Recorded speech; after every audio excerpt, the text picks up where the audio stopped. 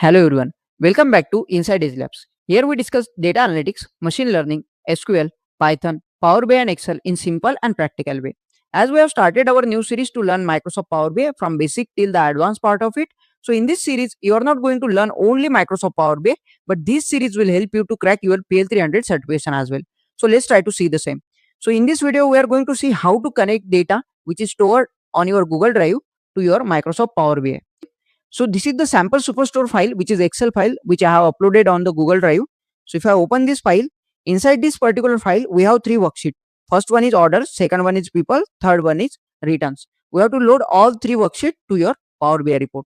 So first of all, go to the file option. You will able to see this share option.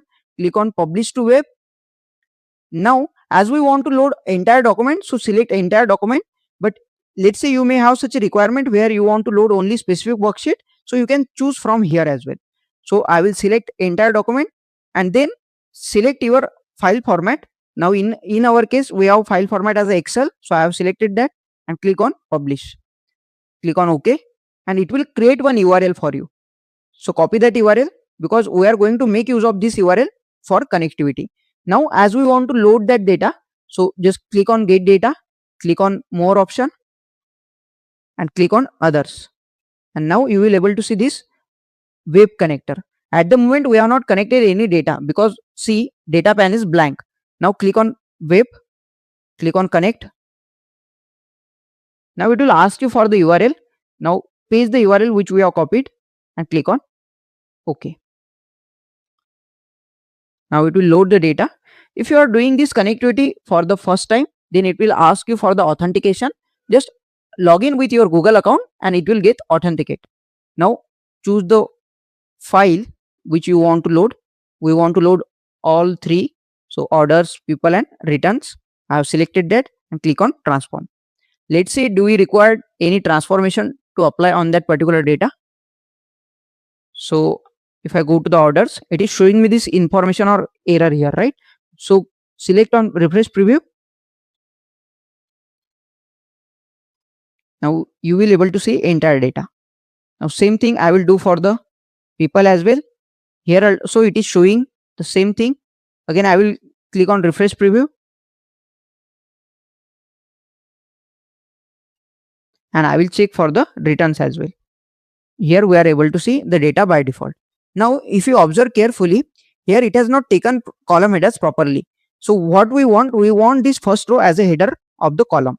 So go to the transform, use first row as header. Now see it has taken first row as a header. Same thing I will check for the peoples as well. So same thing it has done here as well. It has not taken the column headers properly. So go to the transform and choose first row as header. Now I will check for the returns as well. Now here also it has done the same thing. Again go to the transform and use first row as a header. And now click on close and apply. Now the data from Power Query will get loaded to the Power BI. Now see earlier this data pane was blank and now we are able to see these three tables. Now if you want to see whole data, just click on table view, you will able to see the entire data. Now I want to show you something. Let's say this is the data which we have connected to the Power BI. Now for row ID 1, quantity sold is 200. If I change it to the 2000, now whatever the changes I am doing on this worksheet, it should get reflect to my Power BI. So now I will save this file first. Now see I have saved the file. Now I will go to the Power BI report. I will first go to the home tab. I will refresh this document or refresh the data. Now it is refreshing the data and now here I will apply the filter only for row ID for understanding it better. So I have selected row ID 1 because we have made the changes in row ID 1 only. If I scroll to the right side, I should get the updated quantity. So here we are getting the updated quantity. Earlier it was 200 only. Now we are getting it as a 2000. So this is the way how you can connect the data which is stored on your Google Drive to Power BI report. If you found this video helpful, then don't forget to like, share and subscribe to our YouTube channel. Thanks everyone for watching. See you in the next video.